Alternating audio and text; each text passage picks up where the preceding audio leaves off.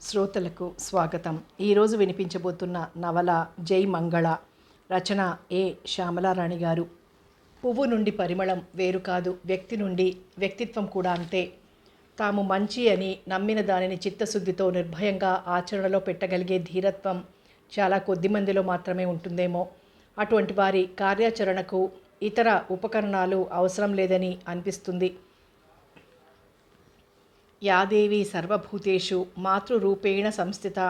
నమస్తస్మై నమస్తస్మై నమస్తస్మై నమో నమః.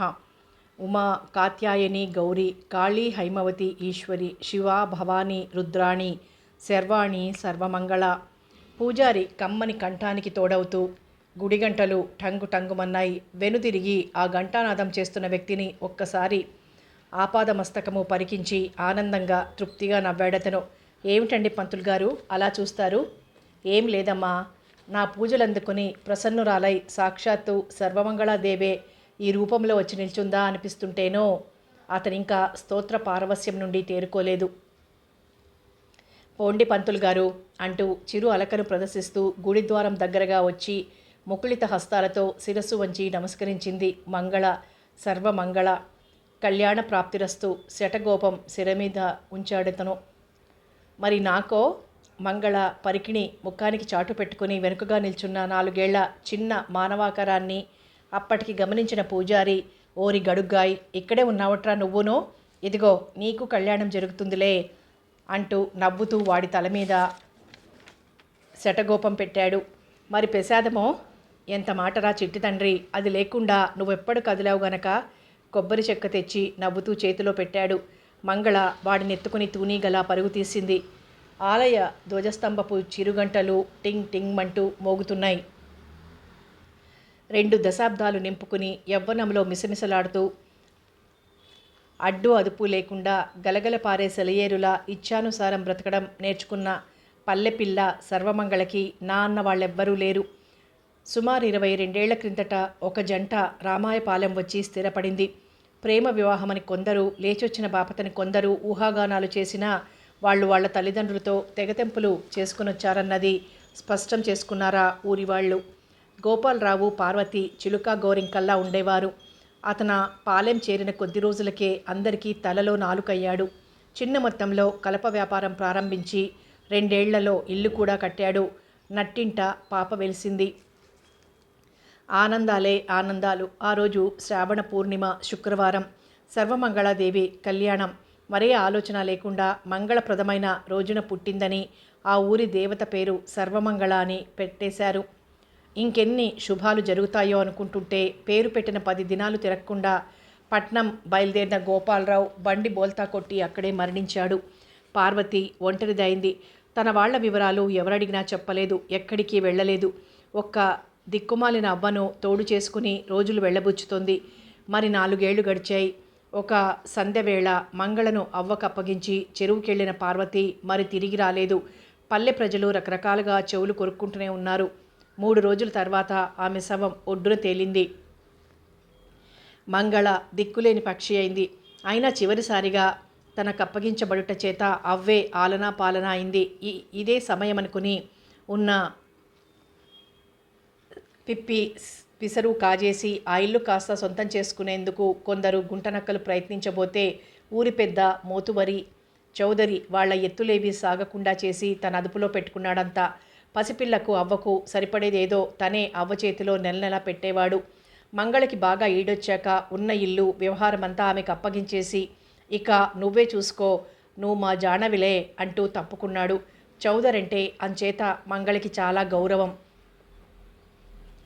చౌదరి బలవంతం మీద 6వ క్లాస్ వరకు చదివిన మంగళ తీరిక చిక్కడం లేదని మానేసింది. ఊరి వాళ్ళంతా తన చుట్టాలే.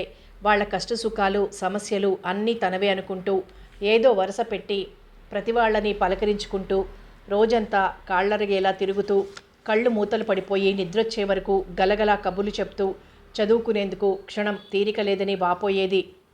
వదినా వదినా అంతా రెడీయేనా హడావిడిగా అడిగాడు రాజు. అంతా సిద్ధమే, ఇదిగో నువ్వు దారిలో తినడానికని 4 జొన్న పొత్తులు కూడా కాల్చిపెట్టాను పొట్లం సంచిలో పెడుతూ అంది గౌరీ. థ్యాంక్ యూ, ఈ మారు వచ్చేటప్పుడు తప్పక నీకు మంచి మంచి పుస్తకాలు తెచ్చిపెడతాలే జొన్న పొత్తులకేసి ఆప్యాయంగా చూసుకున్నాడు రాజు. అంతలోనే వాచి చూసుకుని ఇంకా బయలుదేరాలి. ఎంత అన్నయ్య బండి తోలినా సరే స్టేషన్ చేరేసరికి గంటకి తక్కువవదు. ఇంతకీ ఎంతసేపు చూసినా కన్నగాడి జాడలేదేం? ఏడీ వీడు అన్నాడు నసుగుడుతూ. మంగళతో వెళ్ళాడు. అర్థమైందిలే నీ ఆరాటం అన్నట్లుగా నవ్వింది గౌరి. తను కాస్త మెత్తబడితే గౌరి మరింత ఆటలు పట్టిస్తుందని రాజుకి భయం వేసింది. మంగళ మంగళ, ఆ పిల్లకి ఎండా వానా లేదు. ఊరు వాడ చుట్టిరాందే కునుకు పట్టదు. వీడిని కూడా ఎందుకలా వెంట పంపుతావు అన్నాడు కోపాన్ని అభినయిస్తూ. నేను పంపేదేమిటి, వాడే వెళ్ళిపోతాడు. బాగుందిలే వదిన నీ కబురు. చిన్న పిల్లవాడు వెళ్ళడానికి వల్ల కాదంటే ఏం చేస్తాడు? మొన్నటికి మొన్న అలాగే ఆ తురకల గోరిల దగ్గరలో ఉన్న మర్రి ఊడలు పట్టుకుని ఉయ్యాలు లూగుతూ తందన పదాలు పాడుతూ వీడికి నేర్పుతోంది. వెళ్ళి 4 చివాట్లేసి వీడిని ముందు ఈడ్చుకొస్తే అప్పుడు మెల్లిగా కదిలొచ్చింది. తనంటే గుండెలు తీసిన బంటు కానీ వీడు పసివెదవ కదా, దడుచుకోడు. లాభం లేదొదినా, నువ్వు ఇప్పటి నుంచే కాస్త కట్టడి చేయకపోతే వాడు చెడిపోవడం ఖాయం. తొందరగా అనేసి ముఖం ఎర్రబరుచుకుని రుమాలుతో అద్దుకుంటూ మంచం పట్ట మీద కూర్చున్నాడు. నేనేం చెయ్యలేను రాజు, మంగళకి వాడంటే ప్రాణం, వాడికి అంతే. ఓహో, ఆ మాట ఎందుకు? నాకు వాడి మీదేమీ హక్కు లేదని చెప్పకూడదు? మరింత చిరాకు పులుముకున్నాడు రాజు. గౌరీ నవ్వింది సమాధానంగా. వేళాకోళం కాదొదినా, కన్న తల్లివి నువ్వే పట్టనట్టుంటే ఎలా? గౌరీ ఈసారి కూడా మరింత పెద్దగా నవ్వింది. లేకపోతే ఆ మహాతల్లే వాడిని కన్న తల్లిని అనుకుంటుందా? అబ్బబ్బా, ఎందుకు రాజు అంత కోపం? ఇన్ని మాట్లాడే బదులు మంగళం చూడంతే వెళ్ళలేను అనైరాదు అంది కొంటె నవ్వుతో. ఏమిటి, ఆ దెయ్యాన్ని చూడకుండా నే వెళ్ళలేను? మరింత కోపం ఎరువు తెచ్చుకున్నాడు రాజు. సర్లే, నీ ఇష్టం వచ్చినట్టు అనుకో, నాకేం, నేను కన్నను చూడకుండా వెళ్ళలేను అంటూ గుమ్మం దిగాడు. రాజు, ఈ వేడి మీద వెళ్ళి అనవసరంగా మంగళనేమైనా అనేవు మరి?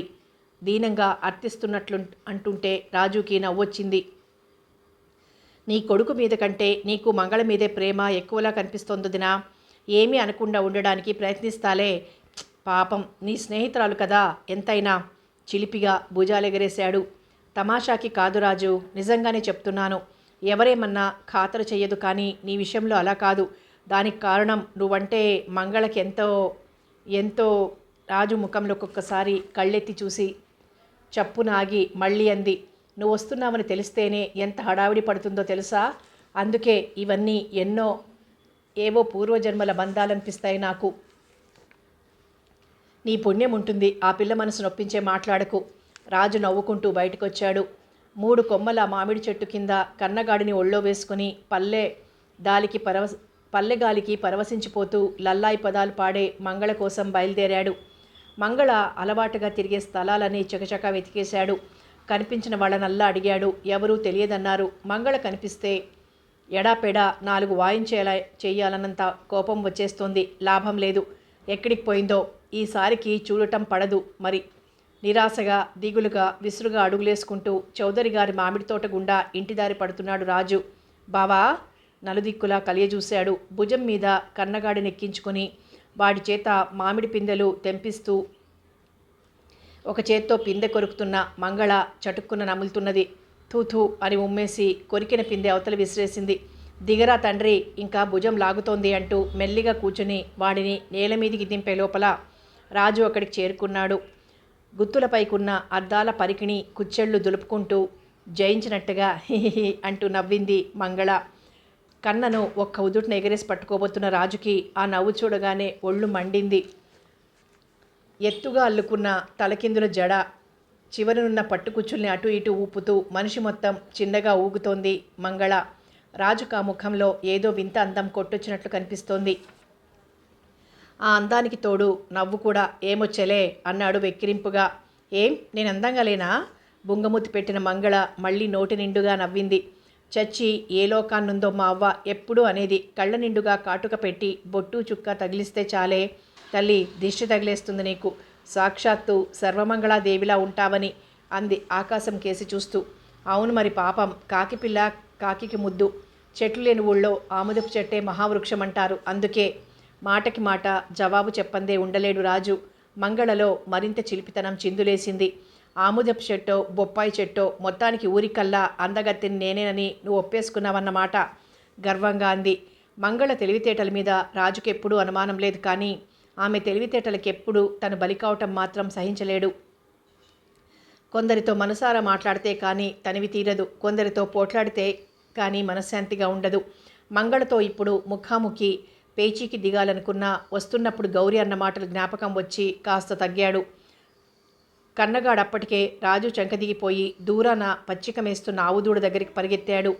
పశ్చిమ సూర్యుని అరుణ కిరణాలు ఒక్కసారి మంగళ పరికిణి అద్దం మీద, ముక్కల మీద, మరోసారి ముక్కును ఉన్న ఒంటిపొడి రాయి మీద పడి రాజు కళ్ళల్లో గుచ్చుకుంటున్నాయి.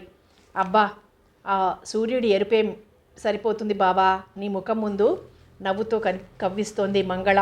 చిన్నప్పుడంతా రాజు అనే మంగళ పల్లెవాటేసిన తర్వాత అప్పుడప్పుడు ఎవరూ లేకుండా చూసి ఎందుకనో బావా అంటుంది. ఇదే అదనన్నట్టు విరుచుకుపడ్డాడు రాజు. ఏయ్ బావా, బగ్గి అనొద్దని ఎన్నిసార్లు చెప్పాలి నీకు? సరిపోయింది, నీ బుర్రకేమీ తోచినప్పుడు ఇదో పేలాపన. ఇంతకీ మీ అన్నయ్యని బావానే పిలుస్తాను, మరి ఆ అన్నకి తమ్ముడివంటే నిన్నేమని పిలవాలి? ఇంతంత పెద్దవాళ్ళమయ్యాక కూడా ఇంకా చిన్నపిల్లల్లా అస్తమానం పేరెట్టి పిలిస్తే నాకేమిటోలా ఉంటుంది. ఆకాశమంతా ఎరుపెక్కిపోయి చెట్లు పుట్టలు కూడా ఎర్రబారిపోతుంటే మంగళముఖం సిగ్గుతో ఎరుపెక్కిన కారణం ఇది అని తెలుసుకోవడం కష్టం. మరి పేచీ పెట్టుకోవాలని ప్రయత్నిస్తున్న రాజు తెలుసుకునే స్థితిలో లేడు. అసలు మా అన్నయ్య మాత్రం నీకు బావెలా అయ్యాడు? ఏం నీ మేనత్త కొడుకులమా, మేనమామ కొడుకులమా అన్నాడు కయ్యానికి కాలు దువ్వుతూ. నువ్వు నా అన్నవాళ్ళు లేని దిక్కుమాలిన పక్షివి సుమా అని కాల్తున్న ఇనుప చువ్వతో కెలకడం ఇది మంగళకు. ఇంకేమాటన్నా సరే చట్టును తిప్పి కొట్టడమో రయ్యిన కయ్యానికి దిగటమో చేస్తుంది, కానీ ఈ మాట వింటే మంగళకింక మెదడు పనిచెయ్యదు. ఎవరైనా తెలుసో తెలియకో ఆ మాటన్ననాడు ఎవరి ముందు కన్నీళ్లు కార్చడం ఇష్టం లేని మంగళ ఏ మారుమూలకో వెళ్ళి కాసేపు ఏడ్చుకుని సముదాయించుకుని తిరిగొస్తుంది. కానీ అప్పటి నుండి ఆ మాటన్న వాళ్ళు మాత్రం ఆమె శత్రుగణంలో చేరిపోతారు. కానీ ఈరోజు ఆమె నా మాటతోనే నొప్పించిన వాడు ఇంకెవరో కాదు, సాక్షాత్తు రాజు. ఇది మరీ బాధగా ఉంది. రాజును ప్రాణం కన్నా మిన్నగా ప్రేమించగలదే కానీ అణుమాత్రం కూడా ద్వేషించటం తన వల్లనైన పని కాదు. ఆమె మనసు మహా అల్లకల్లోలంగా ఉంది. అయినా తొలిసారిగా అలాంటి స్థితికి ఎంతో తట్టుకుని సవ్యంగా ఏదైనా జవాబివ్వాలని ప్రయత్నించింది. ఏమిటి జవాబు? రాజు తల్లి అవ్వకి ఏదో వేలు విడిచిన సంబంధం కూతురి వరుస అవుతుందట. మరి తనకేమవుతుంది? అత్త కొడుకు బావ కాకే మరేమవుతాడు?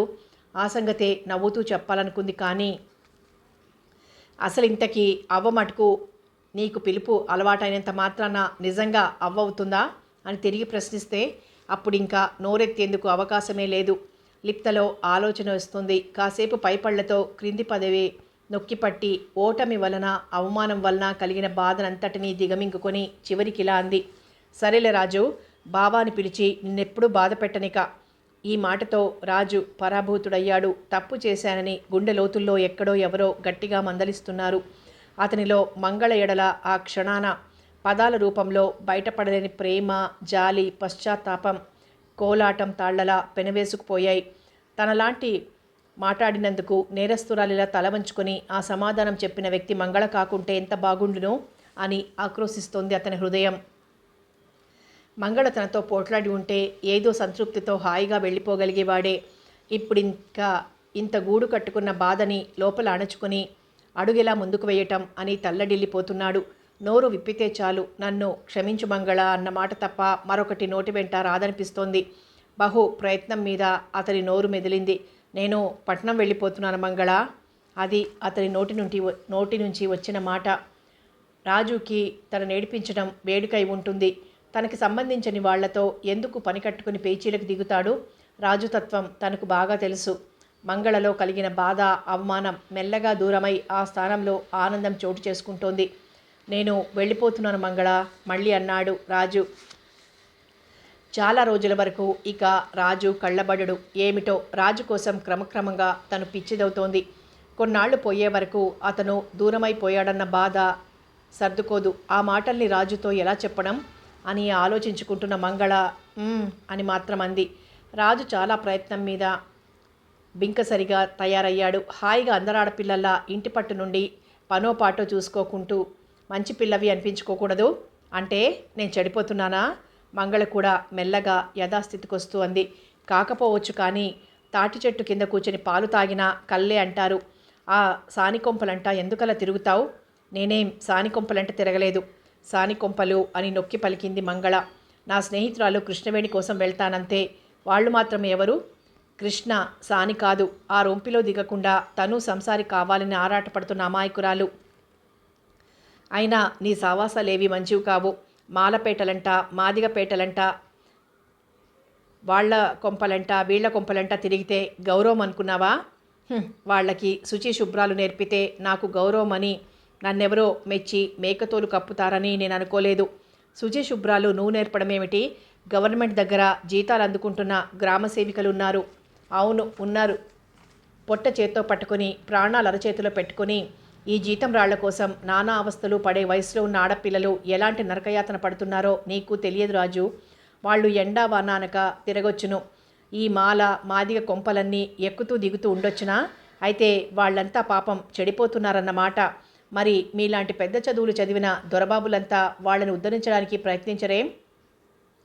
ఆవేశంతో అతిగా మాట్లాడుతున్ననేమోనని కాసేపు ఆగింది మంగళ. డిబేటింగ్ సొసైటీలో నోరు మెదపడానికి 33 సార్లు దగ్గుతూ ముడుచుకుపోతూ నత్తినత్తిగా ఏవో అర్థం పర్థం లేని 4 మాటలు మాట్లాడి ముచ్చెమటలు పోసుకునే కాలేజీ అమ్మాయిలు ఒక్కసారి ఈ మంగళను చూస్తే బాగుండును. రాజు చెట్ల సందు నుండి సూర్యకిరణాలను తిరిగిస్తున్నాడు. అయినా అసలు సంగతిది. దిక్కులేక ఈ పనికి కుదిరింది అనిత. పరమ భయస్థురాలు.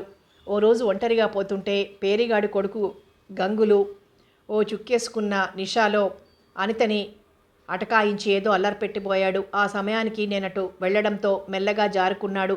బిక్క చచ్చిపోయిన ఆ పిల్లకి ధైర్యం చెప్పి ఆ రోజు తోడు వెళ్ళాను. అలా స్నేహితులమయ్యాం. ఆ పిల్ల కోసమని అప్పుడప్పుడు ఆ వాడలంట వెళ్ళడం అలవాటైంది. అంతే రాజు. ఆ వరుస, ఆ మాల మాదిగ వరసంతా నీ స్నేహబృందంగా మారింది అంతేనా? తనంటే ఎంత ఆపేక్ష రాజుకి. తనకి ఒక ఎండ కన్నెరుగని మహారాణిలా చూడాలనుకుంటున్నాడు కాబోలు. ఆనందం ఉప్పెనలా వస్తుంటే హాయిగా నవ్వింది. అదిగో అడిగిన దానికి జవాబు లేకుండా మాటిమాటికి వికారంగా నవ్వోటి. నవ్వాపుకుని చిన్నగా నాలిక కొరుక్కుంది మంగళ. అబ్బబ్బా, ముక్కు మీదుంటుంది కోపం. నీతో మరీ ఎలా వేగడమో. కానీ స్నేహితుడిలా అని అడిగావు అంతేనా? స్నేహితులో భక్తులో నీ ఇష్టం వచ్చిందను. నేను వెళ్తే దేవత వచ్చినట్టే ఉంటానంటారు అందరూ. మరి అన్నట్టు నీకు తెలియదేమో, వాళ్లల్లో ఏవైనా చిన్న చిన్న తగాదాలు అవి వస్తే వీలైనంత వరకు చౌదరి బాబు దగ్గరికి వెళ్ళక్కర్లేకుండా నేనే తీర్చేస్తూ ఉంటాను. నువ్వు మా జానవిలే అంటారందుకే ఆయన సంతోషంగా చెప్పుకుపోతోంది మంగళ. ఎప్పుడో చదువుకున్న పాఠ్యభాగాలేవో రాజు మనసులో మెదులుతుంటే మామిడి మానుకు జారబడి ఓరగా తననే చూస్తోంది మంగళ. అసలే సూదంటురాయి కనిపెట్టేస్తుంది. వీలైనంత వరకు ముఖం చిరాగ్గా పెట్టి భీకరంగా అన్నాడు రాజు. ఏమో, నీ వ్యవహారం నాకేం నచ్చడం లేదు. మధ్య నీకెందుకు నచ్చడం? కొంటెగా అడిగింది. ఇందుకు అంటూ రాజు చెవి మెలిపెట్టబోతే పరుగు పూచుకొని అతన్ని పరిగెత్తించాలన్న చిలిపి బుద్ధి చిందులేస్తోంది. వేషం ఏమి ఎరగనట్టు అనుకుని గుర్రుగా చూస్తూ, అవునులే, మధ్య నాకు నచ్చడం ఎందుకు? ఇంకెవరికి నచ్చాలో ఎత్తి పొడుపుగా అన్నాడు. ఒక్కసారి విసురుగా రేగిన గాలికి మామిడి చెట్లన్నీ పెద్ద శబ్దం చేస్తూ ఊగడం ప్రారంభించాయి. సిగ్గుగా ముఖం పక్కకు తిప్పుకొని మంగళ ఏదో గుసగుసగా అంది. ఆ రొదలో రాజుకి ఒక్క ముక్క కూడా వినపడలేదు. కళ్ళల్లో పడ్డ దుమ్ముకి కళ్ళు నులుపుకుంటూ పిన్ని అని అరుచుకుంటూ పరిగెత్తుకొస్తున్నాడు కన్నా. ఎదురుగా పరిగెత్తి వాడిని 2 చేతులా పట్టెత్తుకుని, ఎరా కన్నా, నేను వచ్చేప్పుడు ఈసారి నీకేం తెమ్మంటావు? ముద్దుగా అడిగాడు రాజు. నాకు పిన్నికి బిళ్ళలు బిస్కత్తులు అన్నాడు కన్నా. కాస్త దూరంలో ఉన్న మంగళ వాళ్ళు మాట్లాడుకునేదేదో వినాలన్నట్టుగా చిన్నగా నోరు తెరిచి శ్రద్ధగా చూసే తీరు అమాయకంగా కనిపించింది రాజుకి. మీ పిన్నేం పసిపిల్లేంట్రా బిళ్ళలు బిస్కత్తులు తినడానికి? మరేం తెస్తావు బాబాయ్? ఏం చెప్తాడోనని ఆత్రంగా ఎదురు చూసింది మంగళ. తాడురా తాడు, అది తెచ్చి కట్టిపడేస్తే గానీ మీ పిన్ని పొగరనగదు. హోరున వీచిన గాలిలో రాజు అన్నమాట వినపడలేదు మంగళకి. గాలి హోరు దుమారం తగ్గి చూడబోయేసరికి కన్నా ఏడుపు ముఖం పెడుతుంటే రాజు సముదాయించడం ఒక్కటే తెలిసింది. అన్నయ్య నా కోసం ఎదురు చూస్తుంటాడు, నడవాలి వేగం. ఎక్కడలేని తొందర క్షణాల్లో పుట్టుకొచ్చినట్లుగా కన్నాని భుజం మీద ఎక్కించుకొని చకచకా నడకసాగించాడు రాజు. మంగళ అతన్ని అనుసరించింది. రాజు సామాన్లు అప్పటికే బండిలో పెట్టి అతని రాక కోసం ఎదురు చూస్తున్నాడు రామం. అంతసేపు పొలంలో పనిచేసొచ్చి అలసట తీర్చుకుంటున్న ఎడ్లని అలసట పైకి కనపడనీయకుండా హడావిడిగా తిరుగుతున్న రామాన్ని జాలిగా చూస్తూ గుమ్మంలో ఉన్న సపోటా చెట్టును ఆనుకొని నిల్చుంది గౌరీ. అల్లంత దూరాన ఎదురొస్తున్న రాజు, మంగళ కనిపించారు. వాళ్ల ముఖాలు దగ్గరయ్యే వరకు తెగ వేగిపోయింది. దగ్గరగా వచ్చాక ఇద్దరిని మార్చి మార్చి చూసి పర్వాలేదని సర్దుకుంది. బండి వీధి మలుపు తిరిగిపోయే వరకు టాటా టాటా అని అరుస్తూనే ఉన్నాడు కన్నా. నోటంట మాటరాని మంగళ మాత్రం గుడ్లప్పగించేలా దిగులుగా చూస్తూనే ఉంది. బండి తేలిపోతోంది, కాస్త ముందుకు రారా రాజు అని రామం నవ్వుతూ హెచ్చరించే వరకు ఉలిక్కిపడి సర్దుకొని మీదికి జరిగి కూర్చున్నాడు రాజు. ఆవు దగ్గర పితికిన పాలన్నీ చెంబులో పోసుకొని రారో కన్నకి పట్టుకెళ్తుంది మంగళ. ఆ వెళ్ళడం ఇంచుమించు 10 గంటలైతే కానీ ఇల్లు చేరదు. తను గౌరీ కబుర్లు చెప్పుకుంటూ చెరువుకెళ్లడం, కన్నకి స్నానం చేయించి తను చేసి ఇంటికొచ్చాక గౌరికి పనులు, ఆ పనులు ఈ పనులు కాస్త సాయం పట్టి కన్నగాడితో 3 వీధులు పరిగెత్తి తలదువ్వి ముస్తాబు చేసి అలసిపోయి ఒగర్చుకుంటూ ఆ ఒగర్పుతో కనిపించిన వాళ్ళందరినీ ఏదో వరుస పెట్టి పలకరించుకుంటూ ఇంట్లో ఎవరు వండి పెడితే తినడమే తరువాయి అన్నట్లుగా వస్తుందింటికి. తొలి రోజు రాజు అన్న మాటలు జ్ఞాపకం వస్తుంటే ఇంకెవరితోనూ అట్టే కబుర్లు చెప్పకుండా నేరుగా గౌరి దగ్గర నుంచి ఇంటికి వచ్చేసింది. ఆ రోజు మాత్రం మనసులో చాలా వెలితిగా ఉంది. గౌరీ వండి ఇచ్చిన పనసపొట్టు కూర ఉంది కదా అని అన్నం ఒకటే వండుకొని పెరుగు దగ్గర పెట్టుకొని తినడానికి కూర్చోబోతుంటే వీధి తలుపు చప్పుడైంది.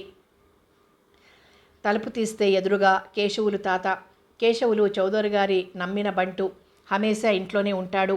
చిన్నప్పటి నుండి మంగళకు కూడా బాగా చనువు. తాత అనే పిలుస్తుంది. ఏటి మంగమ్మ, బువ్వ తింటున్నావా? లేదు, తినాలనుకుంటున్నాను. ఇంతకీ నువ్వేంటిలా వచ్చావు? రాకేటి చేయమంటావు? బాబుగోరు నిన్నున్న పళంగా రమ్మన్నారు. వేగిరా, నా వెనకాలే నా నెళ్తున్నాను అన్నాడు. వేళకాని వేళప్పుడు చౌదరి ఎందుకంత హుటాహుటిగా పిలిపించాడో మంగళకు అంతు పట్టలేదు. సరే నడుస్తూ ఉండొస్తున్నా అని తుర్రున లోపలికి పరుగు తీసి అన్నం గిన్నె మీద మూత పడేసింది. కట్టుకున్న లంగా ఓణి కేసు చూసుకుని ఓణికి పడ్డ చింకిని నాలుక బయటకి చాచి వెక్కిరించి దండం మీదున్న పువ్వుల ఓణి తీసింది. వేసుకోబోతూ ఏదో అనిపించి అది చేత్తో పట్టుకునే 4 అంగల్లో గుమ్మం దాటి బయటకొచ్చి తాత మాట అని కేకేసింది.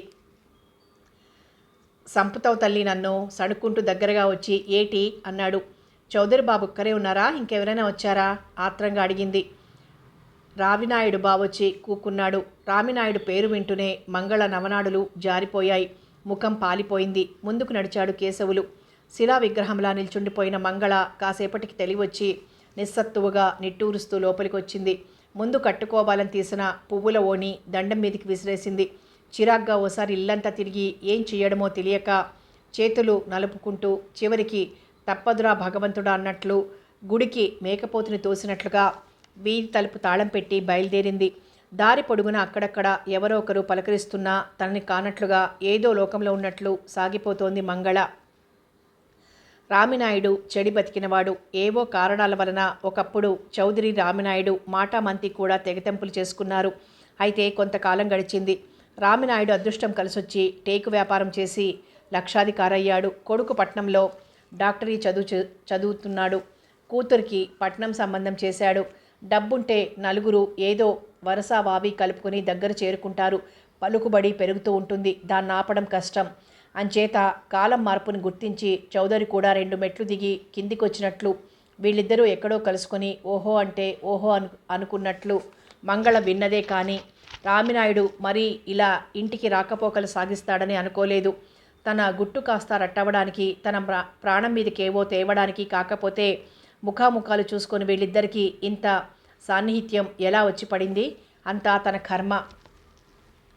గల్లు గల్లుమంటున్న మువ్వల పట్టీలతో అడుగు ముందుకు వెయ్యడానికి జంకుతున్నట్లుగా గేటు తెరుచుకొని మెల్లగా చౌదరి గారి ముంగిట్లో కాలు పెట్టి తలెత్తి ఎదురుగా చూసింది మంగళ. ఎప్పుడూ సింహంలా తాతలనాటి వాలు కుర్చీలో నిండుగా దర్శనమిచ్చే చౌదరి నేల మీద జీరాడుతున్న పంచని మాటిమాటికి ఎత్తుకుంటూ చీడీలో అటు ఇటు తిరుగుతుంటే చౌదరి దర్పమంతా తన సొత్తైపోయినట్లు బారెడు చుట్ట వెలిగించి గుప్పు గుప్పు మనిపిస్తూ మరో కుర్చీలో దర్జాగా వాలి కాలు మీద కాలేసుకొని మరీ కూర్చున్నాడు రామినాయుడు. ఏం జరిగుంటుందో ఆమూలాగ్రంగా బోధపడింది మంగళకు. మాటిచ్చి ఇంత కొంప ముంచుతావా ముదనష్టపు దెయ్యమా అని లోపల పళ్ళు కొరుక్కుని అంతలోనే చౌదరి భీకరాకారాన్ని చూసి ఆ కంటి చూపునెదుర్కొని ఒకసారి భూమి గిర్రును తిరిగినట్లయి స్తంభాన్ని ఆసరాగా పట్టుకొని అపరాధిలా తల వంచుకొని నిలబడింది. "ఉహుం, అయితే ఇంత ప్రబుద్ధురాలివయ్యావన్నమాట నువ్వు" కటువుగా ఉంది చౌదరి కంఠం. మంగళ ముఖం ఎత్తకుండానే ఓరకంట రామినాయుడు పోజులు కనిపెడుతోంది ఉక్రోషంగా. "మాట్లాడవేం?" గద్దించాడు చౌదరి. "ఏమిటి?" తడబడుతూ బెదురుతూ చూస్తూ తలెత్తింది మంగళ. "నా దగ్గరే నీకింత దొంగతనమా? ఈవేళ రామినాయుడొచ్చి చెప్పకపోతే నువ్వు నీ ఇల్లు తనఖా పెట్టిన సంగతి కూడా నాకు తెలీదన్నమాట. అంత డబ్బు నీకేం అవసరం వచ్చిందే? ఏం చేశావు? ఎవరికిచ్చావు? చెప్పు" దడదడలాడిస్తున్నాడు చౌదరి. రామినాయుడికి చౌదరికి ఎడముఖం పెడముఖంగా ఉన్న రోజుల్లో ఎన్నో చేబదోళ్లు తీసుకుంటూ చివరికి విధిలేక ఇల్లు తాకట్టు పెడుతూ ఓ చిన్న షరతు పెట్టింది మంగళ. అలా తనఖా పెట్టిన సంగతి మూడో కంటివాడికి, ముఖ్యంగా చౌదరికి తెలియకూడదని, చౌదరికి తెలియకుండా అడ్డకి పడ్డ వడ్డీ గుంజడానికి ఈ షరతు రామినాయుడికి నచ్చింది. సరేనన్నాడు. ఇప్పుడు వాళ్ళిద్దరూ సన్నిహితులు కావడంతో మంగళ వ్యవహారం బెడిసికొట్టింది.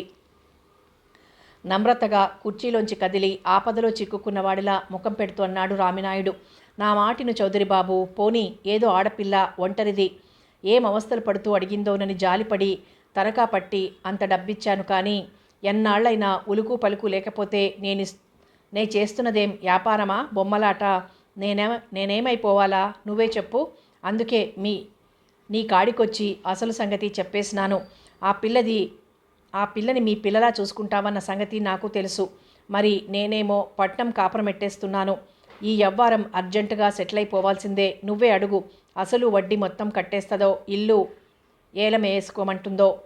ఆ మాట విని మంగళ బెంబేలెత్తిపోలేదు. కొన్నాళ్లపాటు అడిగి అడిగి నోరు పడిపోయినట్లుగా రామినాయుడు ఎప్పుడైతే ఊరుకున్నాడో అప్పట్నుంచి అనుకుంటోంది ఇక ఆ ఇంటితో తనకు రుణం తీరిపోయేలా ఉందని. వడ్డీ డబ్బులు కూడా కట్టని మాట నిజమే. ఎటొచ్చి ఈ విషయం చౌదరి ముందుకి రాకపోతే బాగుండును అనుకునేది. కానీ ఎప్పుడో ఒకనాడు కనీసం ఇల్లు వేలంపాట పాడినాడైనా చౌదరికి తెలియక తప్పదని కూడా అనుకుంటూనే ఉంది. ఆ రోజు చౌదరి ముందు ఎలా నిల్చుని ముఖం చూపాలన్న అప్రియమైన ఆలోచనలు ఆదికి ముందుగా చేయటం మంగళకిష్టం లేక నందో రాజా భవిష్యత్తు అన్నట్లు నిబ్బరంగానే గడుపుకొస్తోంది రోజులు. చివరికి ఆ పుణ్యకాలం వచ్చేసింది. ఉలుకు పలుకు లేకుండా స్తంభాన్ని కానుకుని తల వంచుకొని నిలబడే ఉంది మంగళ. "ఇంతకీ ఆ డబ్బంతా ఏం చేశావో, ఎవరికిచ్చావో చెప్పు ముందు" నిలదీసి గర్జించాడు చౌదరి మళ్ళీ. ఆ గర్జనకు కాస్త చలించి బెదురు చూపులు చూసి ఊరుకుందే కానీ పెదవి కదపలేదు. అంతకంతకు చౌదరికి సహనం నశించిపోతోంది. తన వ్యవహారమేదో వేగం సెటిల్ చేయక ఎందుకొచ్చిన ఊకదంపు అన్నట్లుగా ఉంది రామినాయుడికి. కానీ చౌదరి కళ లేదు. కడుపులోంచి మంటబెట్టినట్లుంది. కోపం పట్టలేక మంగళ ఈదవడా ఆదవడా వాయించేద్దామా అనిపిస్తోంది. నిర్లక్ష్యంగా బెల్లం కొట్టిన రాయిలా ఒక కాలు మడిచి స్తంభాన్ని ఆనుకుని నిల్చున్న మంగళను చూస్తుంటే చిన్ననాటి సంఘటన ఒకటి జ్ఞాపకానికి వచ్చింది అతనికి. చౌదరి కూతురు వసుమతి, మంగళ ఇంచుమించు ఒకే ఈడువాళ్ళు. ఒకరోజు చీడీలో కట్టిన బల్ల ఉయ్యాలకి అటొకరు ఇటొకరు కూచుని జోరుగా ఊగుతుండగా తాడు పుట్టుకుని తెగి మంగళ ఎత్తి విసిరేసిన బంతిలా వాకిట్లోకి తూలిపడింది. కణత చిట్లిపోయి నెత్తురు ధారలు కట్టింది. వసుమతి చీడీ మీదే పడింది. తలా బొప్పి కట్టింది. పెంకులు ఎగిరిపోయేలా ఏడుస్తున్న వసుమతిని ఊరుకోబెట్టి వసుమతి పడిందని చెప్పడానికి తన దగ్గరకు వచ్చింది మంగళ. మరి కాసేపు అలా రక్తం స్రవించి ఉంటే ఆ పిల్ల ఆనాడే ఏమయ్యేదో చెప్పడం కష్టం. తనకంత దెబ్బ తగిలినా కిక్కురు మనకుండా వసుమతికి దెబ్బ తగిలిందని చెప్పొచ్చిన ఆ 10 ఏళ్ల పిల్ల పెద్దదవుతే ఎలా తయారవుతుందో అనిపించిందప్పుడు. ఆనాడు కట్టిన నుదుటి పైభాగంలో మచ్చ ఇంకా లీలగా కనిపిస్తూనే ఉంది. మంగళ నిర్లక్ష్యంగానే ఆ మచ్చ మీద పడిన ముంగురులు వెనక్కి తోసుకుంది. అలాగని ఆ పిల్ల మనసులో ఎలాంటి భావమూ లేదని చెప్పడానికి వీల్లేదు. చౌదరి లోపల ఉడికిపోతూ మంగళ వేపుమారు తీక్షణంగా చూసి చూపు రామినాయుడు మీదికి మరల్చుకుని "ఏం చెయ్యమంటావో నువ్వే చెప్పు రామినాయుడు" అన్నాడు అసహతను దాచుకుంటూ, రామినాయుడి మీద ఆప్యాయత తెచ్చిపెట్టుకుంటూ. "అబ్బే, నేననేది మరేం కాదు చౌదరి బాబు" చేతులు నలుపుకుంటూ అన్నాడు రామినాయుడు. "నాకు కావలసిన డబ్బు పారేయమను, లేకుంటే ఇల్లు ఏలం వేసుకోక తప్పదు. ఇలా అన్నానని మాత్రం ఏమీ అనుకోకు" అన్నాడు వినయంగా. "ఏం, డబ్బు కట్టగలవా?" ఏదో లాంఛనానికన్నట్టుగా చౌదరి అడిగాడే కానీ మంగళ చెప్పే సమాధానం అతనికి తెలుసు. తల అడ్డంగా తిప్పింది మంగళ. అటుపక్క రామినాయుడితో కొత్తగా కలిసిన స్నేహం, ఇటు ఈ దిక్కు దివాణం లేని మొండిపిల్ల. చౌదరి బాధ వర్ణనాతీతంగా ఉంది. "నీకు తోచినట్టే చేసేయి నాయుడు. కాసేపుంటే ఆ మాట తన నోట రాదేమో" అన్నట్టు తొందరగా అన్నాడు. రామినాయుడెందుకో మళ్ళీ చేతులు నలుపుకుంటున్నాడు. వ్యవహారాల్లో పండిపోయిన వాళ్ళు చెయ్యి నలుపుకుంటే 1000 అర్థాలు. అసహనంగా చూశారు చౌదరి. చౌదరి బాబు, ఆ పిల్లని నీ సొంత బిడ్డలా చూసుకుంటావు. ఆ సంగతి నాకు తెలవదు. ఆ పిల్ల ఇల్లు ఏలం పడితే నీకెంత బాధగుంటుందో కూడా ఎరుగుదును. అందుకే కష్టమో నష్టమో నేనే భరించి ఓ మాట చెప్తాను. న్యాయమో అన్యాయమో చెప్పు. నాకు నష్టం వచ్చినా లాభం వచ్చినా ఇల్లు నేనే ఉంచుకొని 500 ఆ పిల్లకిచ్చేద్దామనుకుంటున్నాను. నీ ముఖం చూసి మరి 200 వేస్తున్నాను. మొత్తం 700. రామినాయుడు అసలు ఆ పాటి మాట కూడా ఆడతాడని చౌదరి అనుకోనందున అతనికి అతి ఆశ్చర్యంగా ఉంది. దొంగ పద్దులు సృష్టించడంలో అందవేసిన చేయిగా ప్రసిద్ధికెక్కిన రామినాయుడు నయా పైసా ముట్ట చెప్పకపోయినా తనేమీ చెయ్యలేడు. అయినా సరే అటు ఆశ్చర్యపోయినట్టు కనిపించకూడదు. నాయుడు, ఏదో నా మీద ఆ మాత్రం పెద్దరికం, గౌరవం ఉంది. ఇంతవరకు జరిగిందంతా నాతో చెప్పావు. న్యాయంగా పోతున్నావు. నిన్నింకా ఏమైనా అంటే నరకం వస్తుంది. అయినా నా బోటి వాడిని చెప్తే కాదనదన నమ్మకంతో ఓ మాట చెప్పాలనుకుంటున్నాను. చెప్పనా? ఎంత మాట చౌదరి బాబు అన్నాడే కానీ గుండె లొటుక్కుమంది. అయితే సరే, ఇహము పరము రెండూను నువ్వన్నవానికి మరి 300 కలిపి ఇచ్చేయి. 1000 రూపాయలే. అరిచినంత పనిచేసి ఒక్క ఉదుటున లేచి నిలబడ్డాడు రామినాయుడు.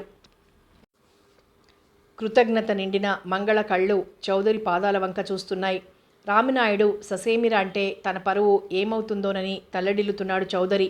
ఎంచేతంటే ఇంతవరకు ఆ పాలెంలో అతని మాటకి ఎదురులేకపోవడమే. చౌదరి బాబు, నీ మాటే నాకు దేవుడు మాట. సరే, అలాగే కానీ ఎవరు మాత్రం ఇదంతా పట్టుకుపోతారేంటి? రామినాయుడు అంటుంటే చౌదరి మంగళ కూడా ఆశ్చర్యపోయారు. తోలు సంచి తెరిచి జాగ్రత్తగా లెక్కపట్టి 1000 రూపాయలు చౌదరి ముందుంచి ఎందుకైనా మంచిదని తీసుకొచ్చాను అనుకోగానే ఇచ్చేయడమే మంచిది కదా అన్నాడు రామినాయుడు. ఆ పిల్ల చేతిలోనే పెట్టేయి, తనకేమీ సంపర్కం లేనట్లన్నాడు చౌదరి. ఇదిగో ఈ అవ్వారమంతటికి సాక్ష్యం ఎటుంచొచ్చినా అదిగో రామినాయుడులాగా అన్నమాట రాకూడదు నాకు అంటూ నోట్ల కట్టలు మంగళ చేతిలో పెట్టాడు. ఎంత మాట నాయుడు, స్నేహంగా చేతులు పుచ్చుకున్నాడు చౌదరి. రామినాయుడు మెట్లు దిగాడు. మంగళ శిలాప్రతిమల ఆ నోట్ల కట్టలు పట్టుకొని నిల్చునే ఉంది. నాయుడు వెళ్ళిపోయాక చౌదరితో ఎలా మాట్లాడటమా అని భయపడుతుంటే నాయుడిని అలా వెళ్ళనిచ్చి తిరిగి చూడకుండా విసవిస లోపలికి వెళ్ళిపోయాడు చౌదరి. వసుమతమ్మ నిన్ను పిలుస్తోందమ్మా. పనిపిల్ల నాగరత్న గొంతు విని వెనక్కి చూసి మారు మాట్లాడకుండా కుడిపక్కగా ఉన్న మెట్లు యాంత్రికంగా ఒక్కొక్కటే ఎక్కనారంభించింది మంగళ. మేడ మీద గదిలో నుండి పియానో స్వరాలు ఒక్కొక్కటే పలుకుతున్నాయి. మంగళ కాలిపట్టి మువ్వలు సున్నితంగా లయవేస్తున్నట్లున్నాయి. పసితనంలోనే తల్లిని పోగొట్టుకున్న వసుమతంటే చౌదరికి తగని ముద్దు. పట్నంలో చదువు వెలగబెడుతున్న ఆ పిల్ల క్రిందటి సంవత్సరం పుట్టినరోజున నీకేం కావాలమ్మా అని తండ్రి అడిగితే నాకు పియానో కావాలి నాన్న అంది గారంగా. పట్నంలో ఎక్కడో పార్టీలో చూసిన మోజు కొద్దీ ఆమె కోరడమేమిటి వచ్చి పడింది. కానీ ఏం లాభం? వసుమతికి తిన్నగా వాయించడం చేత కాదు. పట్టుబట్టి ఎలాగైనా నేర్చుకు తీరాలన్నంత శ్రద్ధ లేదు. కానీ కోరి అడిగి తెప్పించుకొని గదిలో అంత స్థలాన్ని ఆదరించేయడం చేత సెలవులకు వచ్చినప్పుడు అప్పుడప్పుడు టంగు మనిపిస్తూ ఉంటుంది. అదో సంతృప్తి. లయ ఆగిపోయింది. ఏయ్ మంగళ, ఎండలో వచ్చావు, అన్నం తిన్నావా? పియానో మీటుతూనే వెనక్కి తిరిగి చూడకుండా అడిగింది వసుమతి. కడుపులో పేగుల మూల కరకరలాడిపోతున్నాయి మంగళకి. తిన్నాను అని అనవసరమైన అబద్ధం ఆడదలుచుకోలేదు. లేదు అంది మెల్లగా వసుమతి లేవడం చూస్తూ. పియానో ఘోషలో వసుమతికి ఆ ముక్క వినపడలేదు. ఎలాగూ వచ్చావుగా, ఇప్పుడు వెళ్ళకు, కూర్చో, కబుర్లు చెప్పుకుందాం. నేను మళ్ళీ వారం రోజుల్లో ఎలాగూ వెళ్ళిపోవాలి అంది. అన్నం తిన్నావా అన్న ముక్క అడిగానని ఆ పిల్ల అప్పుడే మర్చిపోయినందుకు చిరాగ్గా ఉన్న మంగళ ఉలకలేదు, పలకలేదు. వసుమతి ఏదో ట్యూన్ వాయించడానికి ప్రయత్నిస్తున్నట్లుంది. దానిమీద నిషిద్ధ స్వరాలు పలికేసి గందరగోళంగా తయారవుతోంది. సంగీత పాండిత్యం లేకపోయినా వినసొంపుగా లేని ఆ వాయిద్యం మంగళ మనసుని మరింత చీదర పెట్టేస్తోంది. ఆ పియానో మీద బుడ్డి కిరసనాలుంచేసి అగ్గిపుల్ల గీసెయ్యాలనంత మంటగా ఉంది. వసుమతి హఠాత్తుగా వెనుదిరిగింది. చేతి నిండా నోట్ల కట్టలతో బొమ్మలా నిల్చున్న మంగళను కళ్ళు రెపరెపలాడించి చూసి అదేమిటే అంద ఆశ్చర్యంగా. మంగళ ఏదో మామూలు విషయంలా చెప్పింది. ఇది ఇల్లు కాదు డబ్బు, అదే ఇల్లమ్మేసిన డబ్బు. ఇప్పుడు సోదంతా ఏమిటని అడిగితే చెప్పే ఓపిక, చెప్పాలన్న ఇచ్చ మంగళకి ఏమాత్రం లేవు. ఇన్నాళ్లకైనా ఓ మంచి పనిచేసావు, కంగ్రాచ్యులేషన్స్. సున్నితంగా పియానో మీద వేళ్లతో రాస్తూ అంది వసుమతి. లేకపోతే నేనెప్పటి నుంచో చెప్తున్నాను, ఒక్కర్తివి ఎందుకలా గుడ్లగూబలా ఆ ఇంట్లో అఘోరిస్తావు, ఇక్కడికి వచ్చేయమని. నాన్నతోనూ అదే చెప్తున్నాను. ఇంట్లో నువ్వుంటే నాన్నకు కొండంత సాయం, నీకు ఏ బడద చీకు చింత లేకుండా హాయిగా ఉండొచ్చు. తను దిక్కుమాలిన దాన్ని అనుకొని అప్పుడప్పుడు ఎందుకు ఏడుస్తుంటానా అనుకుంటుంటుంది మంగళ. అలా ఎవరైనా ఆప్యాయత నిండినట్లుగా మాట్లాడుతున్నప్పుడు ఈ డబ్బు నాన్న దగ్గరుంచమను, అదే అదనని మెల్లగా వసుమతి కంటగట్టింది. పియానో మీద పడుతున్న నోట్ల కట్టలు ఎన్నో ఏమిటో చూడకుండా బొత్తుగా పెడుతూ మధ్యలో ఏదో జ్ఞాపకం వచ్చినట్లుగా అంది వసుమతి. అన్నట్లు నీ కొడుకేడి? ఎప్పుడు చూసినా వాడిని వెంటబెట్టుకుని తిరుగుతుంటావు. కన్నని నీ కొడుకు అని ఉడికిస్తుంది వసుమతి. మంగళ చిన్నగా నవ్వి వాళ్ళమ్మ దగ్గరున్నాడు అంది. వసుమతి ఏదో గుట్టు తెలుసుకోబోతున్న దానిలా గుంభనంగా చూస్తూ అంది. అవును కానీ మంగళ, ఆ గౌరెందుకే ఎప్పుడు అదోలా ఉంటుంది? ఎలా? ఆశ్చర్యంగా అడిగింది మంగళ.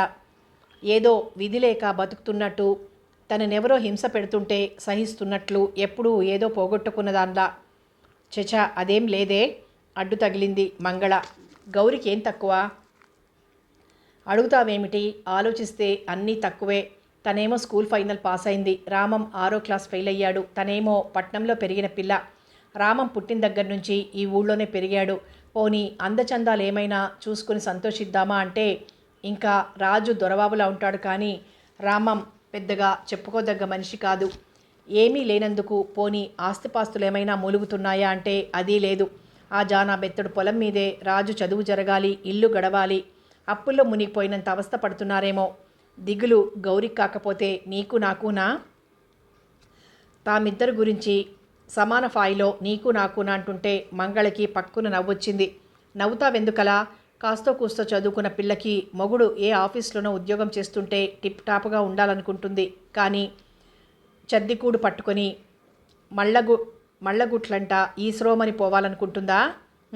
ఇంకా అంది వెక్కిరింతగా మంగళ. అది అట్టే పట్టించుకొని వసుమతి. అయినా ఇంకేదైనా కారణం కూడా కావచ్చులే అంది సాలోచనగా. ఏమన్నావు? అంది గట్టిగా మంగళ. నేనసలే మతిమరుపు దాన్ని. ఈ డబ్బు నాన్న చేతికిచ్చేసి వస్తానుండు అంటూ మంగళకు మరి బదులు చెప్పకుండా వెళ్ళిపోయింది వసుమతి. గౌరి అందరిలాంటి ఆడపిల్ల కాదని వసుమతికి ఎలా తెలియచెప్పాలో అని యోచిస్తున్న మంగళకొక్కసారి తెలివొచ్చినట్లయింది. చట్టున కూర్చున్న చోటు నుంచి లేచి నిలబడింది. వసుమతి తండ్రి దగ్గరికి వెళ్ళింది. జరిగిన గొడవంతా తెలుస్తుంది. వసుమతిని వదులుచుకోవడం అంత తేలిక కాదు.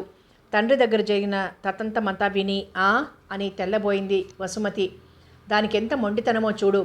ఈ డబ్బంతా ఏం చేశావని అడిగితే చస్తే సమాధానం చెప్పింది కాదు. ఇంకా కోపం వదలని చౌదరి మండిపడుతుంటే నేనిట్టే చిటికలో తెలుసుకుని వస్తానన్నా అంటూ చరచర మెట్లెక్కి మేడ మీదకొచ్చింది వసుమతి. కానీ మంగళ అక్కడ లేదు. 2 సార్లు పిలిచినా పలకలేదు. ఏదో అనుమానం వచ్చి పిట్టగోడ దగ్గరికి వచ్చి బాటకేసి దృష్టి సారించింది. దూరంగా రావి చెట్టు కింద నుండి కదిలిపోతున్న ఆకారం మంగళే. ఆ ఎండలో నీరసంగా అడుగులేసుకుంటూ వెళ్ళిపోతున్న ఆ పిల్లని చూస్తుంటే వసుమతికి పుట్టెడు జాలి ముంచుకొచ్చింది. అన్నం తిన్నావా లేదా అని ముందు తను అడిగి మర్చిపోయిన సంగతి జ్ఞాపకం వచ్చింది. మంగళ బదులు చెప్పిందో లేదో గుర్తురాక, అయినా తిన్న ముఖంలా లేదనిపించి తనపై తనే విసుక్కుంటూ లోపలికి వెళ్ళిపోయింది. ఎదురుగా పియానో కంటపడింది. మొదటిసారిగా దాన్ని ఏదో చేసి పారేయాలన్నంత కోపం వచ్చింది. ఏం చెయ్యాలో పాలుపోక దూకుడుగా మెట్లు దిగి తండ్రి దగ్గరికి వచ్చింది.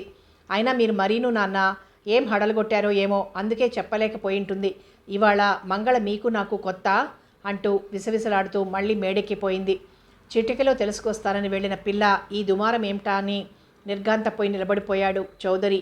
క్రమంగా తనే ఏదో తప్పు చేసినట్లు ఓ రకమైన బాధ ప్రారంభమై నిస్సత్తువుగా కుర్చీలో కూలబడ్డాడు.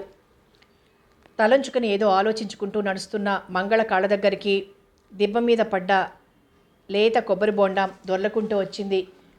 కాయపడిన చప్పుడికి తలెత్తిన మంగళ కొబ్బరి చెట్టు మీదున్న పేరిగాడు కొడుకు గంగుల్ని చూసి, ఏరా కోతి, కళ్ళు కనపట్టంలే అంది దబాయింపుగా. తగల్లేదు కదా, ఈ పాటికి వీపు పుచ్చెగరగొట్టను. అది సరే గాని ఇంతకీ ఈ దొంగ పనులు ఎప్పటినుంచి? రామరామ, నాను పేరిగాడి కొడుకును మందమ్మా.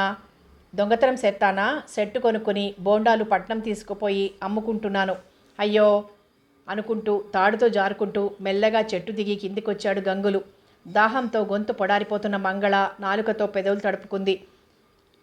మంగమ్మ, కొబ్బరి నీళ్ళు తాగుతావా అన్నో తమ్ముడో ఆప్యాయంగా అడుగుతున్నట్టుంది మంగళకి.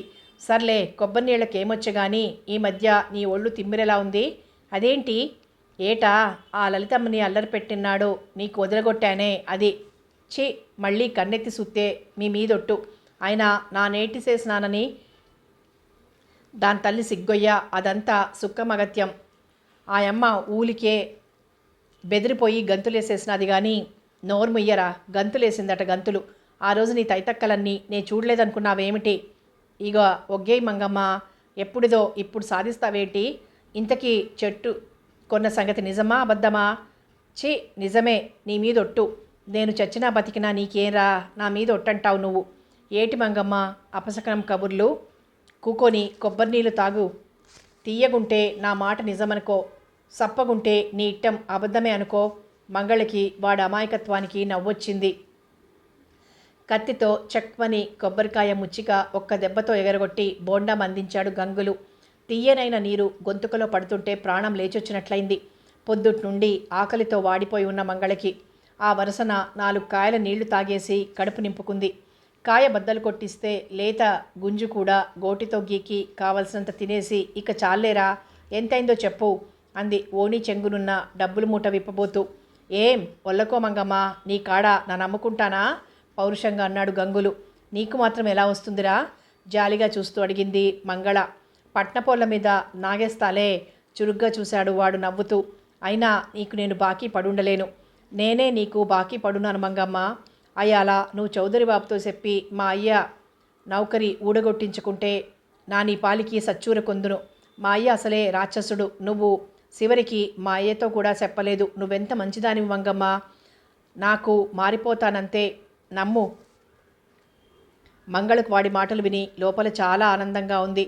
ఒరేయ్, నువ్వు అసలే కోతివి, ఎప్పుడెలా మారిపోతావో తెలియదు. మారిపోయాను అనుకొని నీకు నువ్వే తెగ దిష్టి పెట్టేసుకోకు అని నవ్వుకుంటూ సాగిపోయింది మంగళ.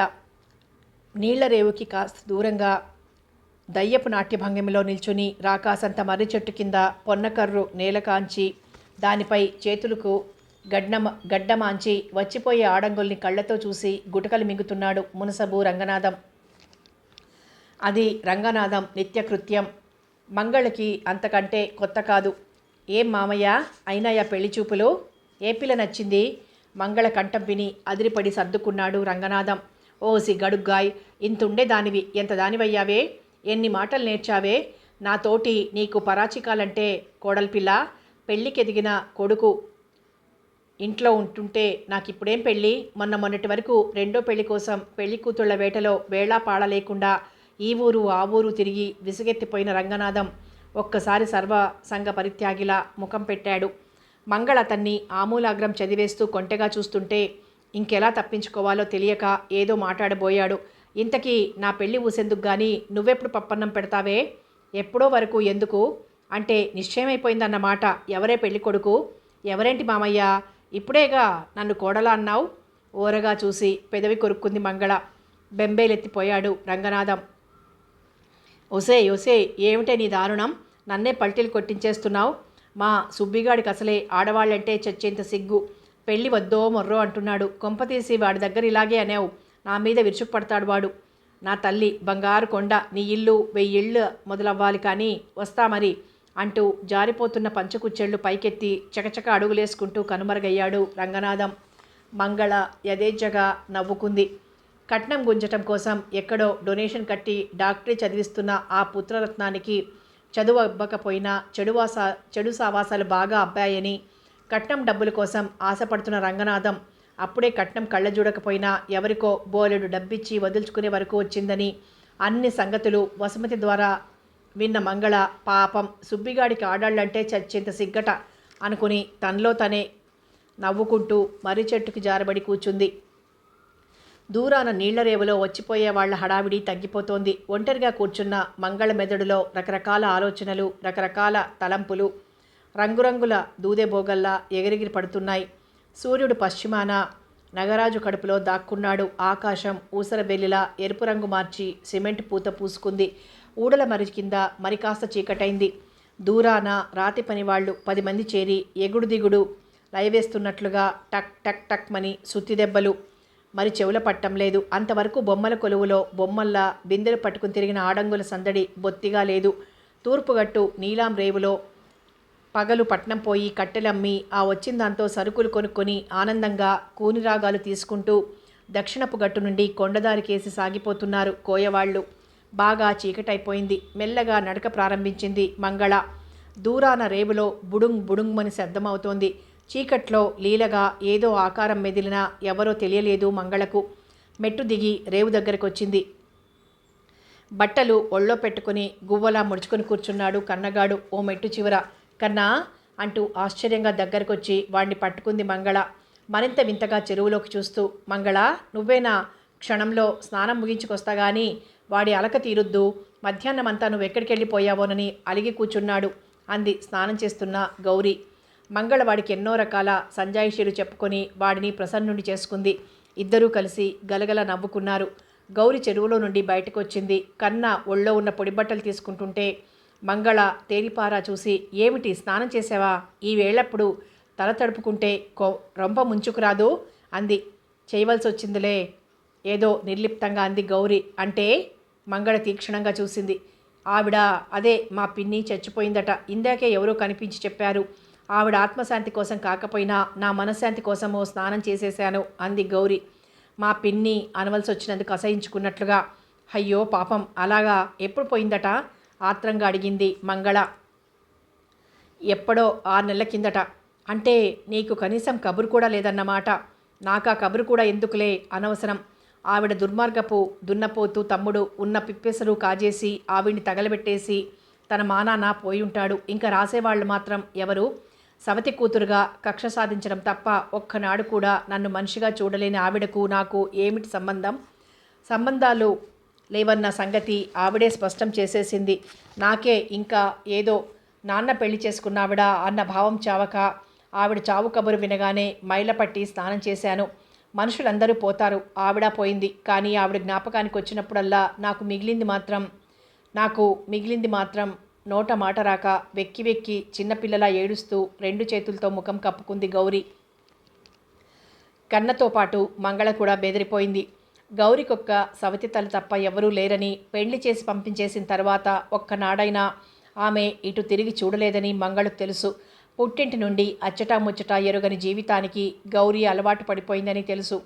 అయితే ఇవాళ గౌరి కొత్తగా అన్నమాట ఆవిడ జ్ఞప్తికొచ్చినప్పుడల్లా కుమిలి కుమిలి ఏడ్చేదేముందో మాత్రం పిసరంత కూడా అర్థం కాలేదు.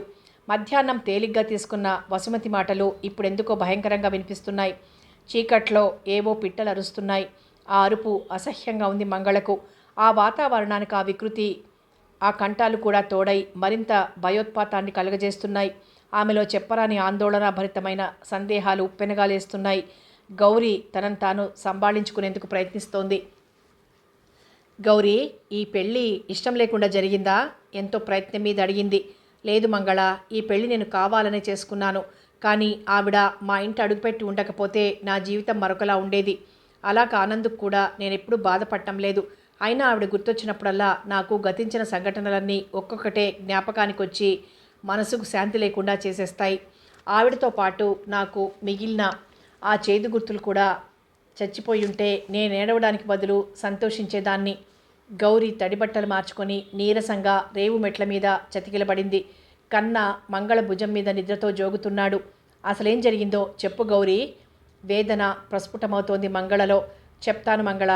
ఎప్పుడూ నాలో నేనే మింగే బాధని నీతోనైనా చెప్పుకుంటే కాస్త తేలిగ్గా ఉంటుందేమో అంటూ చీకటిలోకి గుచ్చిగుచ్చి చూస్తూ చెప్పటం ప్రారంభించింది గౌరీ. పసిపిల్లలకి ఎవరితో స్నేహం చేయొచ్చునో ఎవరితో చేయకూడదో, ఆ స్నేహాలు పోను పోను ఎలా విషమిస్తాయో తెలియకపోవడం చేత చాలా అనర్థాలు సంభవిస్తుంటాయి. అలాంటి తెలిసి తెలియని వయసులోనే మురళిబాబు నేను స్నేహితులమయ్యాం. నాకు 5-6 వయసులో మా ఇంటి పక్క మేడలో అద్దెకి దిగారు మురళిబాబు తండ్రి ప్రొఫెసర్ కృష్ణమూర్తి గారు. ఒక్కడే పిల్లాడని మురళికెంత ముద్దు చేసేవారో నన్ను అంత ముద్దుగా చూసేవారు వాళ్ళమ్మగారు. నేను తల్లి లేని పిల్లనని ఆవిడెంతో జాలిపడేవారు. కానీ ప్రొఫెసర్ గారిది అదో తత్వం.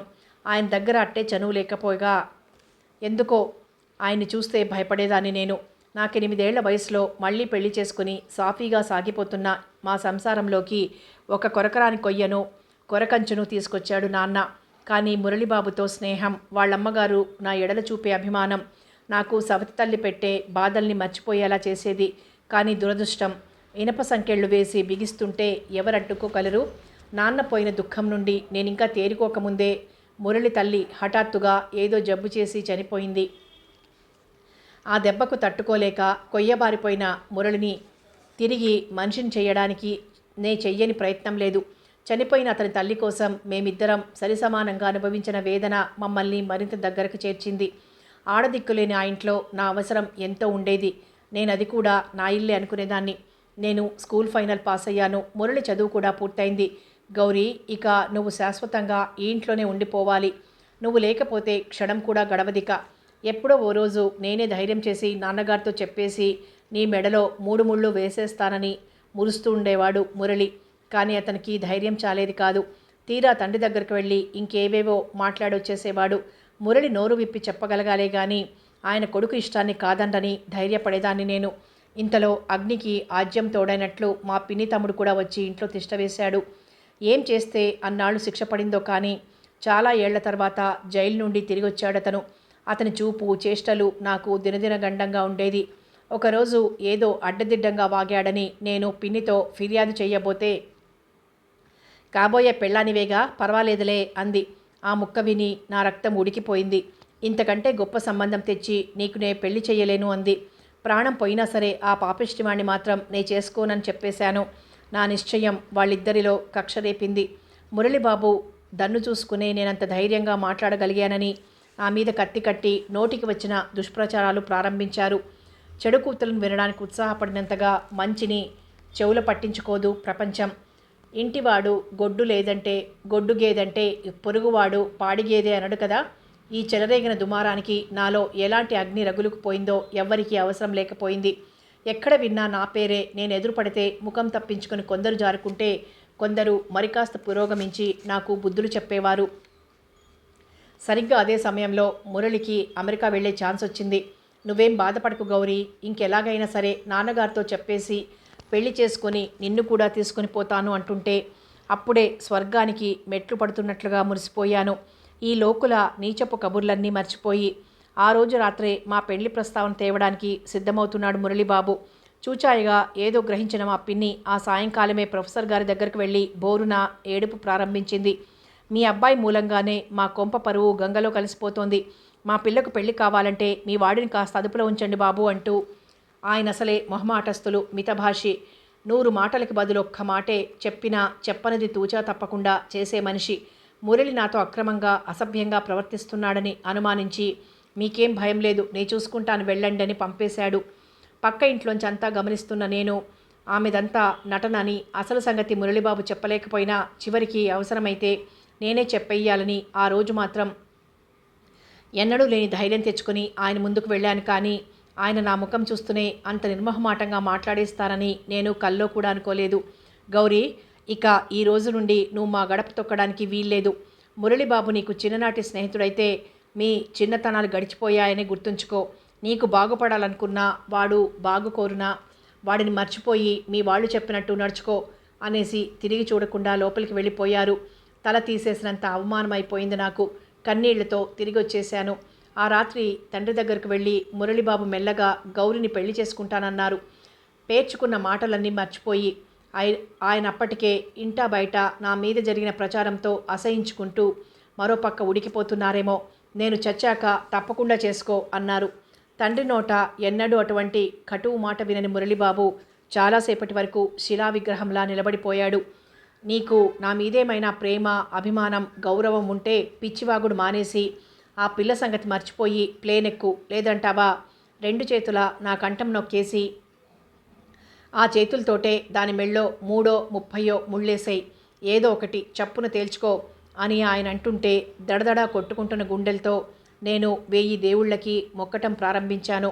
మురళిబాబు తండ్రిని ఎదిరించలేడేమోనన్న అనుమానం నన్ను అధపాతాళానికి అణచివేస్తున్నా ఏమైనా సరే నన్ను మాత్రం అన్యాయం చేయడని పిచ్చి ధైర్యంతో ఎదురు చూశాను. వారం రోజుల నాడు తండ్రిని కాదనలేని మురళి నా కర్మానికి నన్ను ఏడవమన్నట్లుగా వదిలేసి విమానం ఎక్కి వెళ్ళిపోయాడు. అప్పటికి మా పిన్ని కళ్ళు చల్లబడ్డాయి. అతను వెళ్ళిపోయాక నా బతుకు మరింత నరకమైపోయింది. ఈ పాడు ప్రపంచంలో ఇక బ్రతికేం చెయ్యాలని ఓసారి ఆత్మహత్యకు కూడా సిద్ధపడ్డాను. కానీ ఒక పిరికివాడు, బలహీనుడు, హృదయం లేనివాడి కోసం నేను ప్రాణాలు తీసుకోవడం చాలా తెలివి తక్కువ అనిపించింది. పేరుకున్న అసహ్యాన్ని కవచంలా ధరించి బతకడానికే నిశ్చయించుకున్నాను. నా పేరు మీద జరిపిన దుష్ప్రచారం ఆవిడ కోరుకున్న ఫలితమే ఇచ్చింది. చివరికి నేను ఆవిడ కాళ్ళు పట్టుకొని నీ తమ్ముడే నాకు గతి అని ఏడవటమొక్కటే తరువాయి అన్నట్లుగా ఉందావిడ. ఆఖర్న ఎవరో ఈ సంబంధం గురించి చెప్పారు. అతని కట్టే ఆస్తిపాస్తులు లేవు, చదువు సంధ్యలు లేవు, ఏదో బతికీడుస్తున్నాడని. ఎంత ఏమీ లేకపోతే అంత ఇష్టం ఆవిడకు. ఇరుగు పొరుగుల బలవంతాన పెళ్లి చూపులు ఏర్పాటు చేయక తప్పలేదు ఆవిడకి. నేను తలైనా ఎత్తలేదు. ఆ నరకంలోంచి బయటపడటమే తప్ప ఆ వ్యక్తి రూపసంపదతోటి ధనధాన్యాలతోటి నిమిత్తం కనిపించలేదు నాకు. నాకు నచ్చింది అన్నారు ఈయన. మా పిన్ని గుండెల్లో రాయి పడింది. పిల్ల మీద ఇలాంటి ప్రచారాలున్నాయి నాయనా అంటూనే చావు కబురు చల్లగా మోపింది. తర్వాత చెప్పలేదనేవు బాబు అంది. అయిపోయింది ఇక నా గతి. ఆ బురద గుమ్మిలో పడి చావడమే అనుకుంటున్నాను. కిట్టని వాళ్ళు చేసే ఇలాంటి ప్రచారాలు నేను నమ్మనండి అన్నారు ఈయన. దేవుడే ఆ రూపంలో వచ్చాడని కోటి నమస్కారాలు చేశాను. ఇక గత్యంతరం లేక 3 అణాల కాణీతో పెళ్ళి అయిందనిపించేసింది. నా జీవితం ఒక మలుపు తిరిగిపోయింది. ఇంత హాయిగా బ్రతుకుతున్నప్పుడు కూడా ఆవిడతో పాటు అప్పటి రోజులు జ్ఞాపకం వస్తే నాకు మనశ్శాంతిగా ఉండదు. మంగళ ఏవో పీడల్లా నన్ను విరుచుకు తింటాయా జ్ఞాపకాలు, అంతే. గౌరి చెప్పిన కథంతా విన్నాక ఓ పక్క మనసు బరువెక్కినా ఏదో తేలికదనం కూడా తోచింది మంగళకు. అవి వట్టి జ్ఞాపకాలు మాత్రమే. గౌరికి ఇప్పుడు వాటితో సంబంధం లేదనుకుంటే హాయిగా ఉంది మంగళకు. గౌరి నెమ్మదిగా లేచి కడవ చంకనేసుకుని నడక ప్రారంభించింది. కన్నని భుజం మీదేసుకుని మంగళ ఆమెను అనుసరించింది. దూరాన పాకలోంచి, మిద్దెల్లోంచి, పెంకుటి వసారాలోంచి దీపాలు మిణుకుమిణుకుమంటున్నాయి. గౌరి ఎప్పట్లా తనతో మాట్లాడుతూ నడుస్తుంటే ఏదో జయించినట్లుగా కించిత్ గర్వం మొలకెత్తింది మంగళలో. అంతసేపు దిగులు నిండిన గౌరి కళ్ళల్లో ఎదురింటి వసారాలోని దీపపు కాంతులు జిగ్గున వెలిగాయి. అప్పుడే మాదా కబళం వేయడానికి బయటకొచ్చిన ఆదిలక్ష్మికి వాళ్ళిద్దరిని అలా చూస్తుంటే చిన్న అసూయ పెట్టింది. ఏం మరదలా, పొద్దు మాటుమణిగే వరకు మీ కబుర్లే తెవల్లేదులా ఉంది, ఇంత పొద్దుపోయాక నీళ్లు తెస్తున్నావు అంది గౌరిని ఉద్దేశించి. అదేం కాదు ఆదిలక్ష్మి, నీలాంటి పోచుకోలు బాచమ్మలు తగులుతుంటే ఎంత పొద్దుండగా వెళ్ళి చింతల కిందే తెల్లారినట్టు అవుతుందని పొద్దుపోయాక చెరువుకొచ్చిందిలే గౌరి అని మంగళ సమాధానం చెప్పడంతో ముఖం మార్చుకొని మిర్రిమిర్రి చూస్తూ ఊరుకుంది ఆదిలక్ష్మి. తొందరపడి ఇంకేమన్నా అంటే 10 రోజుల కిందట అత్తమ్మకు తెలియకుండా 10 సంచుల ధాన్యం, పెరటితో ఉన్న రహస్యంగా తమ్ముడి చేత పుట్టింటికి పంపించిన వైనం, మంగళ ఎక్కడ బట్టబయలు చేస్తుందని భయం, అమ్మోరిలా ఎక్కడ పడితే అక్కడ సిద్ధమవుతుంది అని పళ్ళు కొరుక్కుంది. కానీ అంతవరకు తన గుట్టు దాచినందుకే మంగళ కంటే గౌరవం, అభిమానం కూడా లేదామెకు. అలాంటప్పుడు గర్వంగా మంగళ నవ్వుకుంటుంటే అదే కూడా వినోదం గౌరికి. ఇల్లు దగ్గరవుతున్న కొద్దీ మళ్ళీ మంగళకు భయం పట్టుకుంది. తన ఇల్లం వేసిన ప్రసక్తి వస్తుంది కదా అని. కథ కొనసాగుతుంది.